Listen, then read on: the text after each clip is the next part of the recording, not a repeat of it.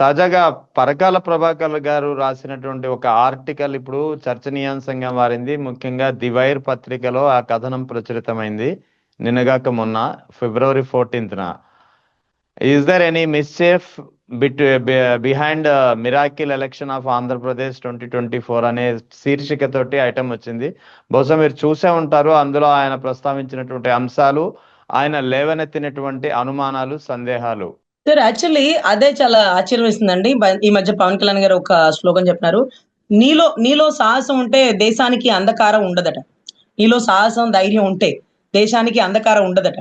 So ఇది మంచి ఒక కొటేషన్ సార్. దీన్ని ఒక కవి రాసినారని కళ్యాణ్ గారు చెప్పినారు.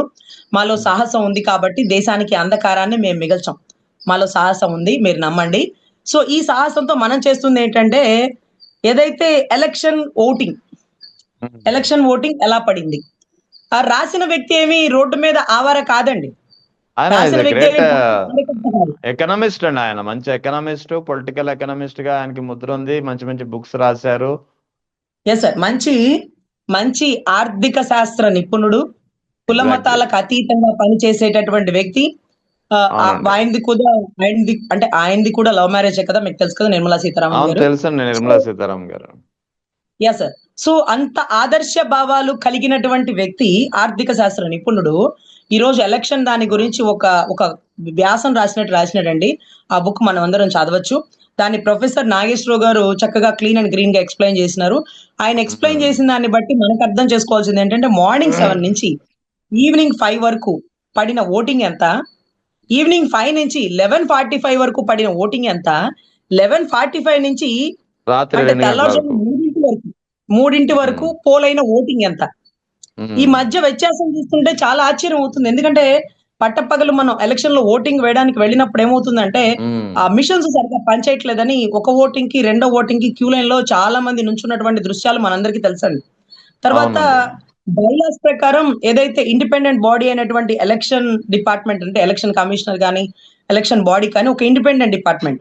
సో దాన్ని ఎవరు ప్రభావితం చేయలేరు, అది ఎవరికి ప్రభావితం అవ్వదు, ఎవరికి సమాధానం చెప్పాల్సిన పని లేదు. సో అటువంటి బాడీ అయిన ఇండిపెండెంట్ బాడీ అయిన ఎలక్షన్ దానికి సంబంధించిన ఏదైతే పోలింగ్ కేంద్రాల్లో సీసీ కెమెరాలు పెడతారండి.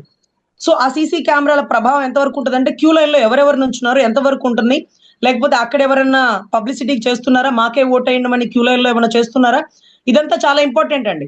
1975 ఎమర్జెన్సీ ఇందిరాగాంధీ గారి టైంలో కూడా గౌరవ రాజనారాయణ గారు వేసిన కేసు కూడానండి, గవర్నమెంట్ ఎంప్లాయీస్ ని ఎలక్షన్ ప్రచారానికి వాడింది ఇందిరాగాంధీ గారు అంటూ ఆయన ఆధారాలతో నిరూపించింది. ఇటువంటి ఎవిడెన్స్ ని పట్టానండి. అందుకనే ఇందిరాగాంధీకి సంబంధించి అలహాబాద్ హైకోర్టు ఇచ్చిన జడ్జిమెంట్ కూడా ఎలక్షన్ క్యాన్సిల్ చేసింది.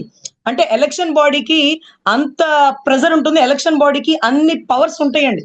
అటువంటి ఎలక్షన్ బాడీని ఈ ఆర్థిక శాస్త్ర నిపుణుడైనటువంటి ఈ పరకాల ప్రభాకర్ గారు అడుగుతున్నటువంటి ప్రశ్నలు, సంధిస్తున్నటువంటి ప్రశ్నలు చూస్తుంటే దీనికి ఏది నిజమో ఏది అబద్ధమో మీకు నాకు తెలియకపోవచ్చు, కానీ ఎలక్షన్ కమిషనర్ దీనికి సమాధానం చెప్పాల్సినటువంటి నైతిక బాధ్యత అయితే ఉంటుందండి. చాలా ఆశ్చర్యం ఏంటంటే 11:45 నుంచి ఎగ్జాక్ట్ గా 2 వరకు, తెల్లవారుజామున 2 వరకు పోలైన ఓట్లు 17,19,436 పైచిలకు ఓట్లు. సో ఇంత ఓటింగ్ రాత్రి 11:45 నుంచి 2 వరకు పోలైందన్నా కూడా మీరు నమ్మండి. Okay done, నమ్ముదాం.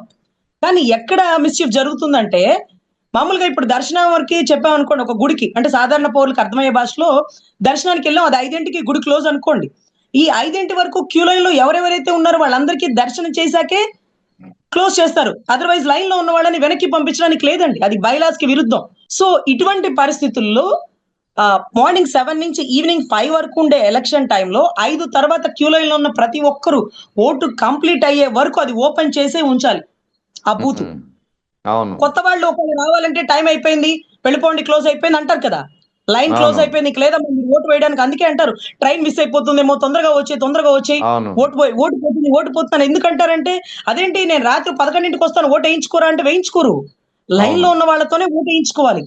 సో మీరు చెప్పండి, 5ంటికి క్లోజ్ అయిపోతుంది ఎలక్షన్ ఓటింగ్, 5 నుంచి తెల్లారుజామున 2 వరకు క్యూ లైన్ లో ఎంతమంది నుంచున్నారు, అలా ఎవరు నుంచోగలుగుతారు?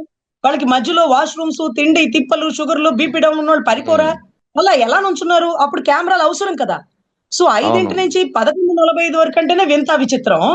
11:45 నుంచి రాత్రి 2 వరకు, అంటే తెల్లవారుజామున 2 వరకు దోమలు కుట్టుకుంటూ దోమలు కుట్టుకుంటూ రాష్ట్ర ప్రజాస్వామ్యంలో ఎలక్షన్ విధానాన్ని నమ్మి వచ్చిన వారు ఎవరు?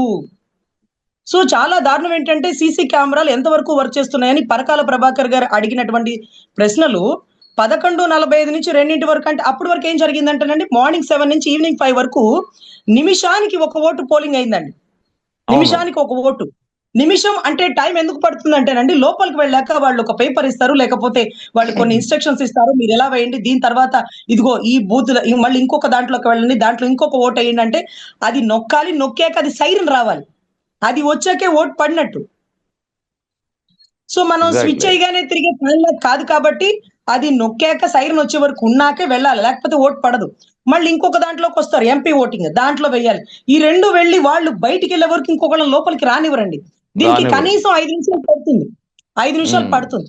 కానీ రాత్రి 11:45 నుంచి 2 వరకు జరిగినటువంటి ఎలక్షన్ ఓటింగ్ లో నిమిషానికి 9 ఓట్లు పడినాయి. నిమిషానికి 9 ఓట్లు, అది కూడా ప్రత్యేకంగా 3,500 బూత్లో. అదే యాక్చువల్లీ జస్ట్ 2 hours 15 minutes రాత్రి 11:45 నుంచి ఉదయం తెల్లవారుజామున 2 గంటల వరకు, అంటే it's matter of 2 hours 15 minutes. 2 hours 15 minutes లో 17,19,232 ఓట్స్ పోల్ అయ్యాయని చెప్పి ఈసీఐ చెబుతోంది. అంటే ఈ లెక్కన ఒక్కొక్క ఓటు వేయడానికి 14 సెకండ్లా?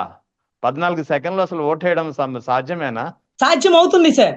అక్కడే ఉండి గుద్దుకుంటే తప్ప ఒకటి ఇండివిజువల్ గా లోపలికి వచ్చి అతను 2 ఓట్లు వేసి బయటకు వెళ్ళి అతను వెళ్ళిపోయాక మళ్ళీ ఇంకొకటి వచ్చి ఇంకొక ఓటేసి అతనికి మళ్ళీ ఇన్స్ట్రక్షన్ ఇచ్చి ఇవన్నీ జరిగే సాధ్యం కాదండి. కానీ దీనికి ఇది తప్పు ఇది ఒప్పు అని మనం చెప్పలేం. కానీ ఇన్ని ఓట్లు పోలింగ్ అయిన ఈ టైం నుంచి ఈ టైం వరకు అని ఎక్కడైతే ఎలక్షన్ ఎవిడెంటరీగా ఇచ్చిందో ఆ పార్టీకి మనం సమాధానం చెప్పకపోయినా ఎలక్షన్ కమిషనర్ సమాధానం చెప్పాల్సిన బాధ్యత కలిగి ఉందని సార్ పరకాల ప్రభాకర్ గారు రాసిన బుక్ లో ఉందండి. దాన్ని ప్రొఫెసర్ నాగేశ్వరరావు గారు చాలా విపులంగా ఎక్స్ప్లెయిన్ చేసినారు.